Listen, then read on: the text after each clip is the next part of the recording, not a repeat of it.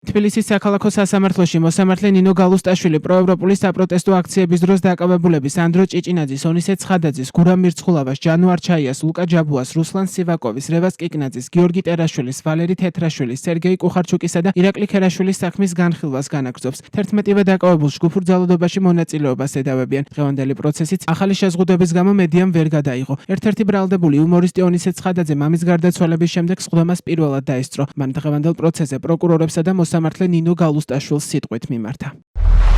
მე შემიძლია სამი თაობა მოგიყვანოთ, რომ იმას აქში, როცა მამაჩემი გარდაიცვალა, მის სისხლში და ხორცში არ გარდაცვლილა არავინ. გულზე არ სჭირდა არაფერი, პირველად მის გულზე ხელი დავინახე, როცა მაკავებდნენ. მას თავის ცხოვრებაში არავისთვის არაფერი დაუშავებია. ფიქრობ, სამაგიერო როგორ გადაგიხადოთ. ჩემთვის თქვენ ხართ მანიაკები, მაგრამ არ ვაპირებ არ გაპატიოთ. მე არ ვაპირებ, რომ ადამიანურად არ გაპატიოთ, მაგრამ სამართლებრივად რაც შეეხება, მე პირობას გაძლევთ, რომ მოვა ამ ქვეყანაში დრო უმაღლესი თანამდებობის პირიდან დაწყებული. აი ეს ბიჭი დამხმარე რომ ზის და გონია რომ არაფერ შუაშია, იმით დამთავრებული ყველას მოეთხოვება. იმის გამო კი არა რომ მე ღვარძლი მექნება რაიმე შურისძიების, არა, იმიტომ რომ სხვებს არ გაუჩნდეთ იმის სურვილი, რასაც თქვენ აკეთებთ და იცოდეთ, რომ მაგაში დამნაშავეები თქვენ ხართ. თუ გინდათ მოგიყვებით, როგორ მოკვდა მამაჩემი. ციხეში ვიგებ რომ ჭიშკართან პოულობენ მამაჩემს მკვდარს. რომელიმეს არ გაინტერესებთ ეს? ბავშვობაში რაღაც რომ დაგვიშავებია ელემენტარული რაღაც, რომელიც შეიძლება არ ახსოვდეს არავის, დღეს რომ ვფიქრობ, იმასაც კი ვნანობ. თქვენ არ გაგაჩნიათ რაიმე ასეთი გრძნობა? ეჭვი არ მეპარება იმაში რომ ყველაფერი დამთავრდება ისე, როგორც ჩვენ გვინდა, მაგრამ ქვეყანა მეწოდება, საიდან იქნება ამოსაყვანი, ამოსათრევი. ეს ქვეყანა, რომელზეც არავინ ფიქრობს, არა უშავს, ხდება და მე ზოგადად სიკვდილის შიში დიდი ხანია დამარცხებული მაქვს და კიდევ ერთი მიზეზი მაქვს, რომ სიკვდილის არ შემეშინდეს. ამის გამო თავს ვერ დავხრი, ვერავის ვერ შევეხვეწები, გამიშვით მეთქი. გავაგრძელებ იმას, რასაც აქამდე ვაკეთებდი. ჩემთვის ვიდარდებ და ქვეყანას მივხედოთ. ეს თხოვნა მექნება თქვენთვის. საერთოდ ჩემზე ნუიდარდებთ,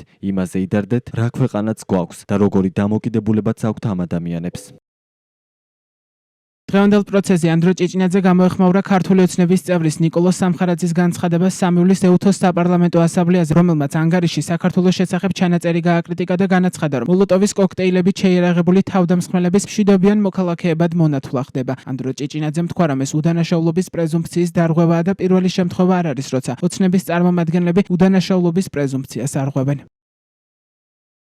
დღევანდელ პროცესზე პირველი პროკურატურის მოწმე ექსპერტი ნინო ბორაშვილი დაიკითხა. სწორედ მან ჩაატარა ვალერი თეთრაშვილის ჰაბიდოსკოპიური ექსპერტიზა და დაადასტურა, რომ ვიდეოზე გამოსახული პირი ის იყო. ექსპერტმა რევას კიკნაძისა და რუსლან სივაკოვის სავარაუდო გამოსახულებაზეც ჩაატარა ჰაბიდოსკოპიური ექსპერტიზა და დასკვნაში დაწერა, რომ ვიდეოზე ნამდვილად ისინი არიან გამოსახულები. ნინო ბორაშვილმა ასევე თქვა, რომ დასკვნაში არ უწერია, არის თუ არა მონტაჟის კვალი ვიდეოში. მისივე თქმით, ვერ დაადგენენ ჰაბიდოსკოპიური ექსპერტიზით რა უკავია ხელში საკვლევ პირს. ამას ფოტო-ვიდეო ტექნიკური ექსპერტიზა სჭირდება. მისი თქმით, ამ ტიპის ექსპერტიზა ჩატარებული არ ყოფილა. ნინო ბორაშვილმა დაადასტურა, რომ დანიშვნის შემთხვევაში მათ შეეძლოთ ჩაეტარებინათ კვლევა, რომელიც იტყოდა სავარაუდოდ რისი მსგავსია ნივთი, რომელსაც დემონსტრანტები ისვრიან. დღევანდელ პროცესზე ასევე დაიკითხნენ ბრალდების მხარის მოწმე ექსპერტები ეკატერინე ყუფარაძე და გივი ჩიბირაშვილი. შემდეგ კი მხარეებმა საქმეში არსებული ვიდეო მტკიცებულებები გამოიკვლეს, რომელიც ეხებოდა ვალერი თეთრაშვილს, გიორგი ტერიშვილს, რუსლან სივაკოვს, ლუკა ჯაბუას, ონისე ცხადაძეს, ანდრო ჭიჭინაძეს, ჯანუარ ჩაიას, გურამ მირცხულავას. პროკურატურის მიერ მიტანილ ერთ-ერთ ვიდეოში ისმის სავარაუდოდ